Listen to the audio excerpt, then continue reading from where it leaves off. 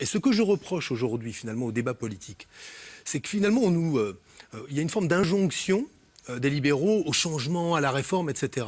Mais je trouve, dans les faits, qu'on asphyxie toute idée politique nouvelle dans le champ économique. Alors, Philippe de toute Sertine. pensée nouvelle, et j'assume de dire aujourd'hui que la question de la réduction du temps de travail, la question d'un modèle de développement qui doit être fondé sur une croissance qui molle, elle ne l'a jamais été autrement ces 20 dernières années, eh bien cette question-là est une question centrale du débat politique, et je récuse finalement ce discours auquel j'ai adhéré moi un temps, qui consistait à dire que les politiques se répartissaient sur le même tableau de bord, avec ceux qui étaient pour la croissance par une politique de l'offre, l'autre pour la croissance par une politique de la demande. Philippe la de réalité, Sertine. c'est que...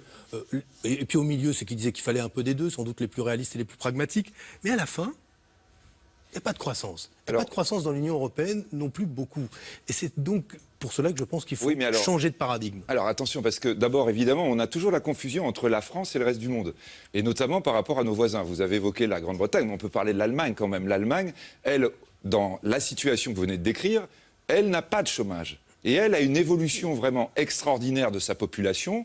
Vous avez parlé de la pauvreté, et il faut être aussi là très honnête 12 millions sur et les demi, statistiques d'Allemagne. Attention, quand on fait le total par sur la France... rapport au revenu médian. Oui, mais l'Allemagne a dû absorber l'Allemagne de l'Est. Et quand vous regardez la grande poche de pauvreté en Allemagne, c'est d'abord dans cette zone qui a été extrêmement compliquée d'un point de vue économique et politique, et que l'Allemagne, peu à peu, arrive, on va dire, à surmonter. Donc il y a cet aspect-là. Mais l'Allemagne arrive à ne pas avoir de chômage et à avoir finalement une croissance qui est une croissance beaucoup plus forte que la France. Donc il y a une vraie question à poser, parce que quand vous regardez dans le passé, il y a 20 ans, c'était l'inverse. Comment se fait-il qu'il y ait eu cette inversion européenne, que la France, peu à peu, se soit retrouvée? Alors vous allez me dire que c'est une explication libérale. Honnêtement, j'aurais du mal à le penser. Je pense qu'on a vraiment une question de blocage. Et là, je vais plus loin. Quand vous êtes en train d'évoquer le modèle économique auquel vous pensez, vous parlez justement d'une non-croissance avec les visions d'avant, avec les calculs des vieux, on va dire. La jeunesse aujourd'hui est en train d'inventer un autre modèle, mais ce modèle, il interfère sans cesse dans les questions. Quand on a parlé beaucoup de l'ubérisation,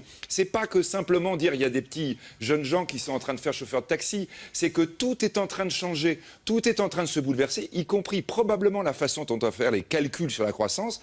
La croissance dont vous parlez là, c'est la croissance d'avant. La croissance de demain sera peut-être très forte, avec de l'écologie, avec de l'énergie, avec des choses totalement différentes. Alors, c'est à démontrer, parce que si vous vous intéressez vraiment à cette nouvelle croissance, il ne vous a pas échappé que l'étude de Bénédicte et Osborne qui dit que 47% des emplois sont menacés par la numérisation, et dans le secteur des services comme dans le secteur industriel, ça pose des défis à notre économie considérables, parce qu'on sait très bien que les champions aujourd'hui de la numérisation peuvent faire beaucoup de croissance, mais en créant beaucoup moins d'emplois que ceux qui innovaient auparavant dans le secteur industriel, étaient innovants sur le plan industriel, mais créaient beaucoup d'emplois. Aujourd'hui, on innove dans le domaine des technologies, mais on crée beaucoup moins d'emplois.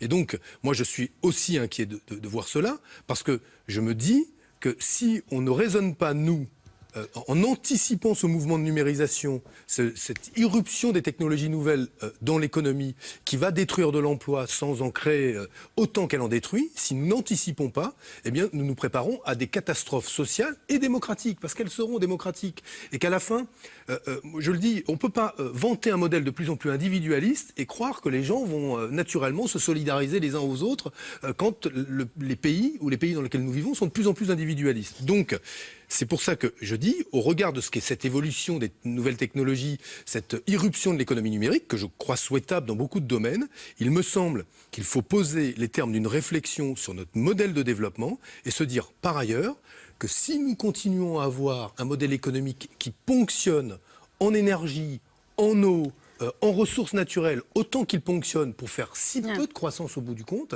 eh bien, nous risquons par ailleurs d'avoir des catastrophes qui ne sont pas que sociales, mais écologiques, et que notre responsabilité à cette étape, puisqu'on peut encore le faire, c'est d'avoir cette réflexion-là. Et ce que je demande, moi, à mes amis politiques notamment, et à la gauche, c'est d'être en pointe là-dessus. Parce qu'aujourd'hui, je la vois bien suivre